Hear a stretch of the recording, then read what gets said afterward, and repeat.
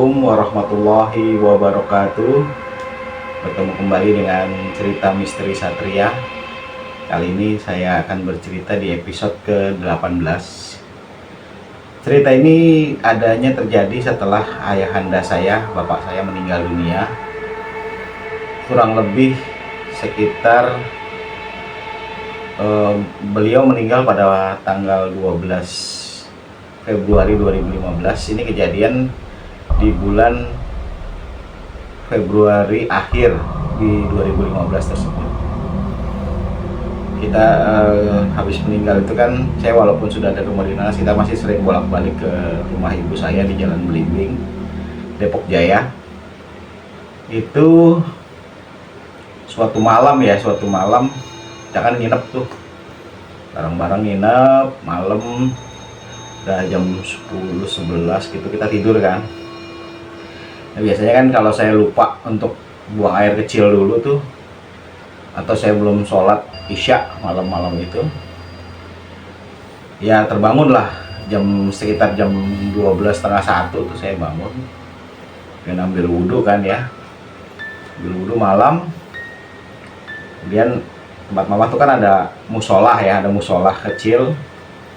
Nah, sholatlah kita kan, udah 12:30 malam sholat, baru mau mulai rakaat pertama, baru Allahu Akbar gitu kan, baru mulai. Betul ada yang menggeram atau mengaum gitu, gitu, kayak ada yang kecil tapi suaranya kan, kaget juga ya, udah mulai baru Allahu Akbar tuh. Saya kan nggak, namanya sholat kan nunjuknya di sujud ya, di kepala 4 sujud kita kan, nggak terpikir apa gitu kan, udah sholat aja. Sholat masuk rakaat 2 tuh kayak ada pergerakan. Saya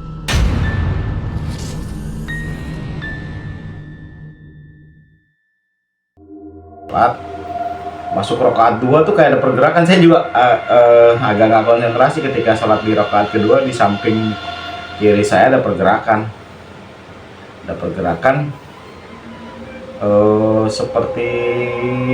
seperti kucing gitu ya, kucing. Saya ngelihatnya seperti kucing karena kan sholat kita nggak fokus ke arah sana aja, kita sholat aja, fokus sholat. Selesai udah mau tahiyat akhir kan, salam ya, dari tahiyat akhir tuh salam tuh. Saya sebelum salam tuh kok sempet bulu kuduk saya sampai sekarang juga masih berdiri. Ini bisa kelihatan tuh bulu kuduk saya berdiri. Itu saya baru salam kan ke kanan dulu, Assalamualaikum warahmatullahi wabarakatuh. Begitu saya salam ke kiri, Masya Allah, di samping saya persis tiduran gitu, harimau putih, bener-bener harimau putih. Saya ngelihat bener-bener lihat wujud nyata harimau putih. Kaget kan, oh astagfirullahaladzim. Tapi kan anehnya ya, harimaunya cuma duduk aja di situ, nggak nyerang juga, nggak, cuma duduk aja di tiduran gitu, kayak kucing tidur gitu lah, kayak kucing tidur. Saya kan udah, tapi kan karena ya artinya banyak kejadian misteri yang saya alami, banyak kejadian horor ya, saya pikir ya udahlah, itu mungkin memang yang ada di rumah situ gitu kan.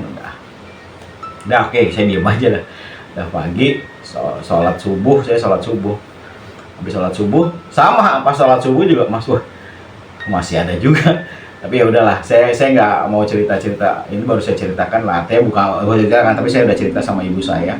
Akhirnya beberapa hari kemudian saya cerita lah sama ibu saya gitu kan. Saya tanya, "Mah,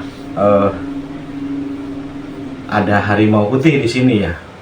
Oh, mama saya langsung ingat bahwa zaman dulu bapak saya itu, almarhum bapak itu zamannya mudanya itu seneng nyari ilmu kebal, nyari ilmu silat dan lain-lain ya. Nah, ternyata ibu saya masih ingat lah gitu bahwa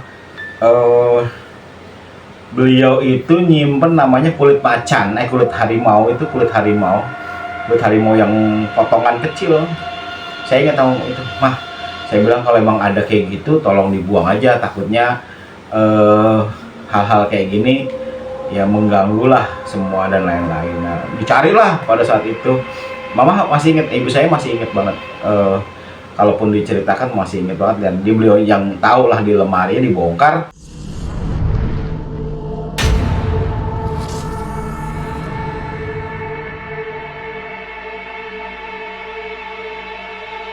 akhirnya temulah segini nih, lembarannya kecil segini lah, kotak segini lah, kotak segini tuh kulit macan, kulit harimau.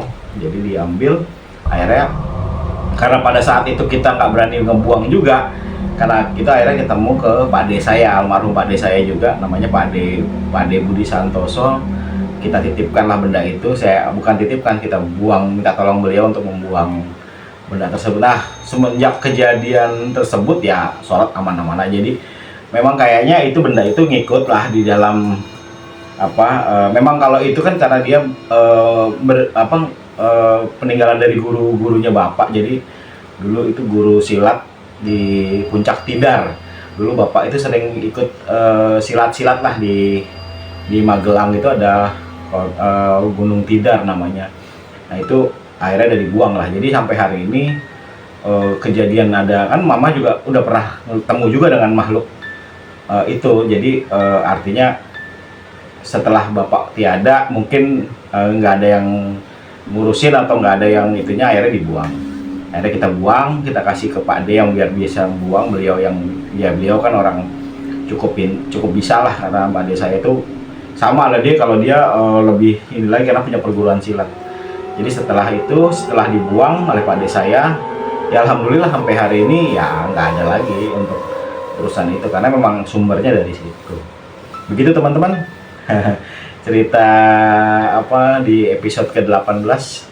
Artinya memang kita jangan main-main kalau ada misalkan ada benda-benda apalagi dikasih sama guru-guru silat atau guru apa, pasti itu ada isinya dan pasti. Jadi teman-teman bisa lihat di belakang saya ini kan ada keris-keris, tapi itu bukan keris-keris ada isiannya, dan keris namanya keris hiasan. Kalau keris ada yang isian, nah itu membahayakan, artinya membahayakan tuh ketika buat kita, buat keluarga kita. Makanya udah, yang kita punya benda-benda yang aneh-aneh yang ada di sekeliling kita, apalagi ada pemberian dari seorang guru atau apa, lebih baik kita buang aja, jadi supaya tidak mengganggu keluarga kita atau rumah kita. Gitu teman-teman, sampai ketemu lagi di episode 19. Sampai kita akhiri di episode 18 ini. Semoga bermanfaat dan semoga teman-teman bisa mengambil positifnya aja dari cerita-cerita yang saya berikan. Terima kasih. Wassalamualaikum warahmatullahi wabarakatuh.